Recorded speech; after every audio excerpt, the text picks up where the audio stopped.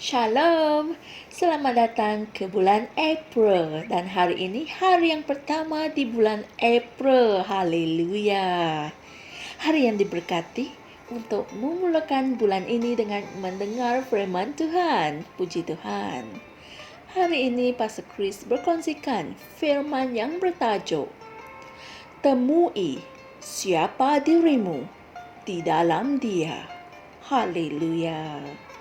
Ayat Injil pembukaan kita dari Roma 12 ayat 2 berkata, "Dan janganlah kamu menjadi serupa dengan dunia ini, tetapi biarlah kamu diubah oleh pembaharuan fikiranmu, agar kamu dapat membuktikan apa kehendak Allah, yang baik, yang berkenan, dan yang sempurna." Puji Tuhan.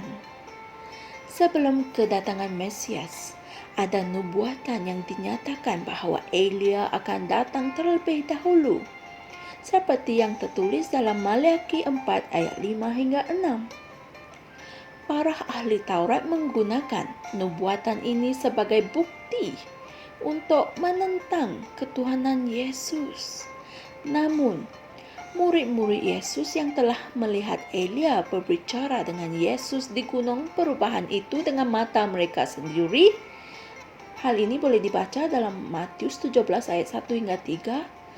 Mereka bertanyakan kepada Yesus, "Kalau demikian, mengapa ahli-ahli Taurat berkata bahawa Elia harus datang dahulu?"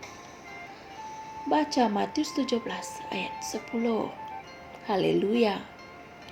Dan mereka merasa heran apabila Yesus mengesahkan kenyataan para ahli Taurat itu bahawa Elia harus datang terlebih dahulu sebelum Mesias datang. Dia berfirman dalam Matius 17 ayat 11 hingga 12. "Memang Elia akan datang terlebih dahulu dan memulihkan segala sesuatu. Tetapi aku berkata kepadamu bahawa Elia sudah datang dan mereka tidak mengenal dia. Sebaliknya mereka memperlakukannya menurut kehendak mereka. Demikian juga Anak Manusia akan menderita oleh mereka." Inilah firman Tuhan. Alkitab mengatakan dalam Matius 17 ayat 13, "Pada waktu itu, mengertilah murid-murid Yesus itu bahawa dia berbicara kepada mereka mengenai Yohanes Pembaptis." Haleluya. Elia sudah datang, tetapi mereka tidak mengetahuinya kerana mereka melihat secara daging. Terdapat ramai orang Kristen yang seperti itu hari ini. Semua yang mereka impikan, doakan, perjuangkan untuk dijadikan dan dimiliki dalam Tuhan sebenarnya sudah dijadikan untuk mereka dan mereka telah memiliki semua itu, tetapi mereka tidak mengetahuinya. Inilah sebabnya mengapa kamu mesti mengetahui firman. Haleluya. Melalui pengetahuan akan firman, kamu akan diberi pencerahan tentang identiti dan warisan kamu dalam Kristus. Wow, puji Tuhan. Tidak ada apa-apa yang lebih besar atau lebih baik daripada memiliki Kristus di dalam kamu, dan kamu ada di dalam Kristus. Kamu harus menyadari sepenuhnya bahawa sebagaimana Kristus, sebegitu juga kamu di dalam dunia ini. Seperti yang tertulis dalam 1 Yohanes 4 ayat 17. Puji Tuhan. Kamu adalah kebenarannya dan kamu memperlihatkan segala sesuatu yang sempurna dan selaras dengan sifatnya, yaitu kebaikannya, kemurahan hatinya, kasihnya, kerendahan hatinya, dan keunggulannya. Puji Tuhan. Sebab itulah ayat Injil tema kami menasihati kamu untuk memperbaharui fikiran kamu, kerana hanya melalui kitab-kitab suci oleh Roh kamu dapat mengetahui identiti kamu dan apa yang Allah telah berikan kepada kamu dalam Kristus. Haleluya. Saudara-saudari semua, mari kita sama-sama membuat pengakuan ini. Segala sesuatu yang aku perlukan untuk kehidupan yang saleh telah diberikan oleh Tuhan kepada aku. Aku enggan melihat secara daging. Aku tidak bergelut dan aku tidak merasa risau.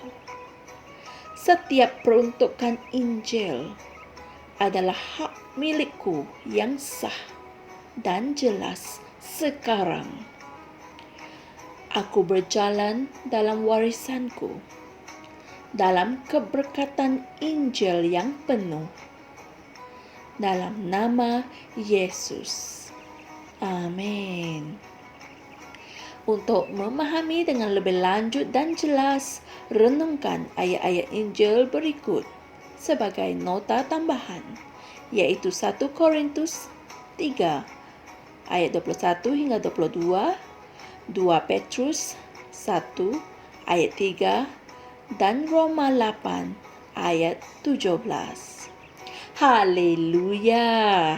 Daripada perkongsian kita pada hari ini, kita dapat tahu bahawa firman boleh menunjukkan siapa diri kita yang sebenar dalam Kristus dan juga warisan kita dalam Kristus. Dan untuk mengetahui identiti kita dan apa yang sudah diberikan kepada kita dalam Kristus, Alkitab telah mengatakan bahawa kita harus memperbaharui fikiran kita dengan firman. Haleluya. Oleh itu, luangkanlah masa untuk mempelajari dan merenungkan firman setiap hari. Dan kamu pasti akan berjalan dalam warisan Kristus dan keberkatan Injil yang penuh. Puji Tuhan. Haleluya. Jumpa lagi esok dan Tuhan berkati. Kami percaya saudara-saudari semua telah diberkati dengan perkongsian firman dari Rhapsody Reality. Bagi sesiapa yang ingin menjadikan Yesus Kristus sebagai Tuhan dalam kehidupanmu, kamu boleh mengucapkan doa ini bersama dengan saya. Ya Tuhan Allah, aku mempercayai Yesus Kristus, Anak Allah yang hidup dengan sepenuh hatiku. Aku percaya Dia telah mati untukku dan Allah telah membangkitkan Dia dari kematian. Aku percaya Dia hidup hari ini. Aku mengaku dengan mulutku bahawa Yesus Kristus adalah Tuhan dalam hidupku mulai dari hari ini. Melalui Dia dan di dalam nama-Nya, aku mempunyai kehidupan yang kekal. Aku telah dilahirkan semula. Terima kasih Allah kerana menyelamatkan jiwaku. Aku sekarang adalah anak Allah. Haleluya. Tahniah, sekarang kamu telah menjadi anak Allah.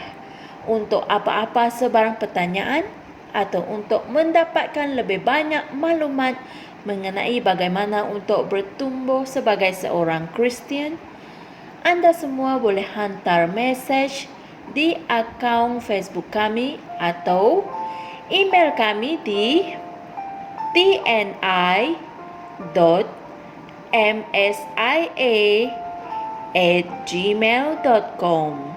Sekali lagi, tni.msia@gmail.com. Tuhan berkati Anda semua.